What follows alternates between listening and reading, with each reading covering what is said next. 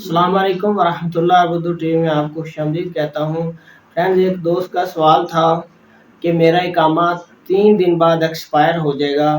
मैंने अपने नए कफ़ील को जिस पे मैंने ट्रांसफ़र करना है उसको रिक्वेस्ट भेज दी है, लेकिन जो मेरा करंट कफ़ील है, करंट मेरी कंपनी है या कफ़ील है, वो मेरी जो रिक्वेस्ट है उसको प्रूव नहीं कर रहा। तो ये 3 क्वेश्चन उन्होंने बताए हैं। जब मेरा इकामा ख़त्म हो जाएगा, एक्सपायर हो जाएगा, तो मेरा नकल खाला हो जाएगा, कफील की इजाज़त के बगैर मेरा ट्रांसफ़र हो जाएगा। तो फ्रेंड्स, सऊदी जो क्यूबा के कवानीन के मुताबिक अगर आपका इकामा ख़त्म हो रहा है और कफील आपका इकामा तजदीद नहीं करता, आपका जो एग्रीमेंट है उसको भी रिन्यू नहीं करता, तो आप कफील की इजाज़त के बगैर ट्रांसफ़र ले सकते हैं। नोटिस पीरियड के बाद कफील की इजाज़त के बगैर ही आपका इकामा ट्रांसफ़र हो जाएगा। 3 माह तक अगर आपका कफील आपको सैलरी नहीं देता तो इस सूरत में भी आपका ट्रांसफ़र हो जाता है। इसके बाद जो तीसरा नंबर पे, अगर कंपनी के निकात रेड कैटेगरी में चले जाएं, जो कंपनी है वो रेड कैटेगरी में चली जाती है, तो भी आपका नकल फाला हो जाएगा। और अगर आपका वर्क परमिट खत्म हो गया है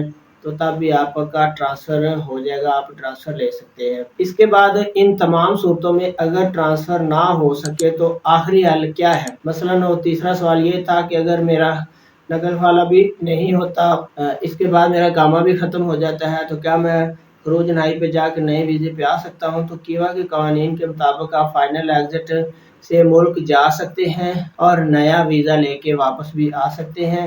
तो ये थे उन सवालों के जवाब। उम्मीद है वीडियो फ्रेंड्स आपको अच्छी लगी होगी। इस तरह की इंफॉर्मेटिव वीडियो देखने के लिए आप हमें यूट्यूब पे और फेसबुक पे भी फॉलो कर सकते हैं।